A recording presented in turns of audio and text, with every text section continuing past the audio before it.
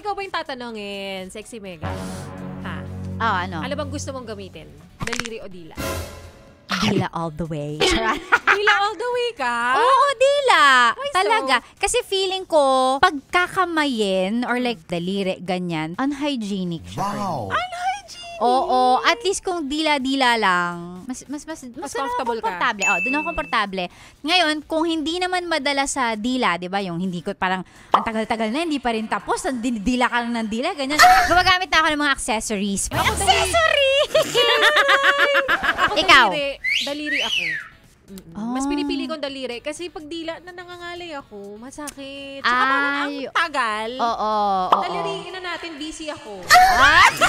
So gusto mo yun talagang mabilisan. Oo. Totoo naman, kapag daliri din yung ginagamit, parang talagang ang bilis, magugulat ka na lang na, ay, ayun na, okay na. At saka kasi kapag daliri nga naman, parang medyo mas marami siyang movement na pwedeng gawin. Kesa kapag dila, up, down ka lang. Diba? Sinubukan mo na pareho. Oo naman.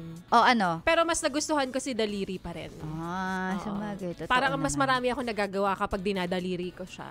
Pag dila kasi, di ko alam kung na-enjoy ba. Tsaka kung yun na ba yun? Satisfying ba? Oo, correct. Totoo naman. Pero, sige. Okay, yan ang preference mo. Basta ako, dila lang. At saka para, hindi masyadong obvious din. Hindi ba masyadong obvious yun? Syempre, na-perform sa Facebook kapag... Oo. Hindi naman. Naano ko na siya, na-master.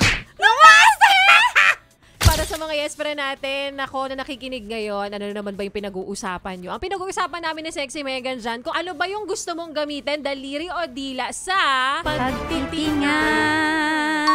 Siyempre, yung iba dyan, ginagamitan naman ng dila, baka kasi kayanin. Pag yung iba naman, talagang instant, sige, para matanggal na siya, dadalariin mo na. Napayes ka ba sa napanood mo, yes friend? Alam mo na ang gagawin mo, ha? Hit like and subscribe. And click the notification bell para ma-update ka namin. Kung gusto mo, mag-comment ka pa. Hindi ka namin iisnabin. Go, yes, friend!